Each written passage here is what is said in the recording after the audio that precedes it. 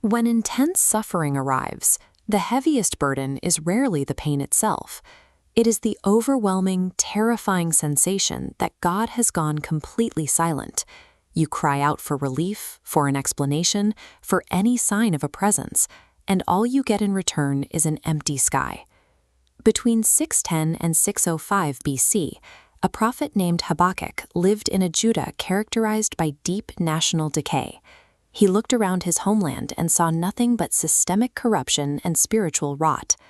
The traditional prophets of his era stood facing the rebellious crowds, acting as mouthpieces to deliver God's warnings to the people. Habakkuk takes the opposite posture. He turns his back to the crowds, faces the heavens, and demands answers from God on behalf of a suffering world. His complaint is specific.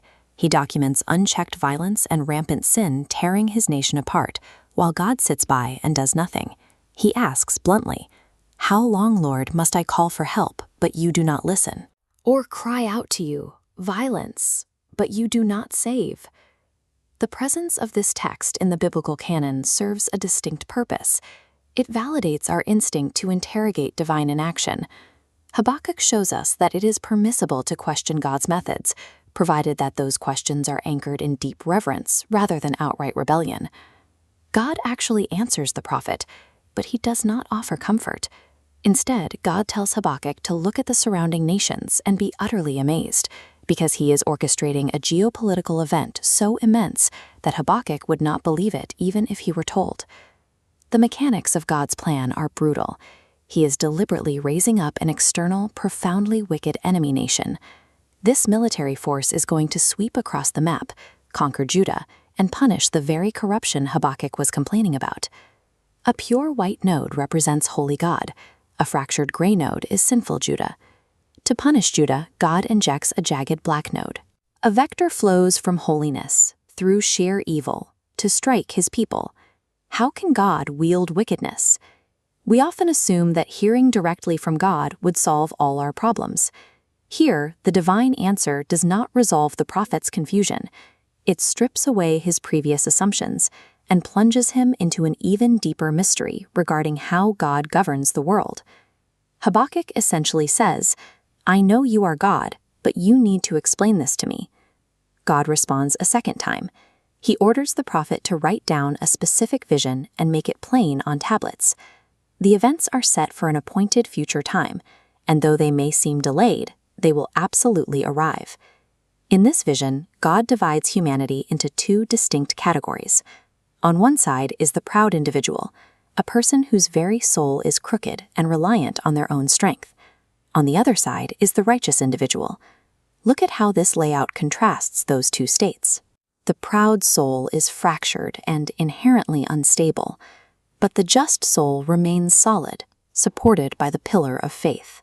Habakkuk 2:4 captures this exactly. The just shall live by his faith. The reassurance God offers is a matter of sequencing. He confirms he is entirely omnipotent. The wicked instruments he is temporarily using to punish Judah will eventually face their own devastating judgment for their cruelty.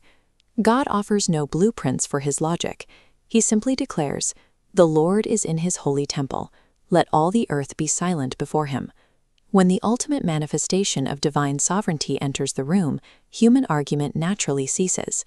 The only logical response left to an omnipotent creator is a posture of silent awe. The silence does its work on Habakkuk. His frantic questions give way to a composed prayer. He acknowledges the terrifying fame of God's deeds and asks for one thing, that in the midst of the coming wrath, God would remember mercy. The revelation Habakkuk received didn't stay confined to the 7th century BC.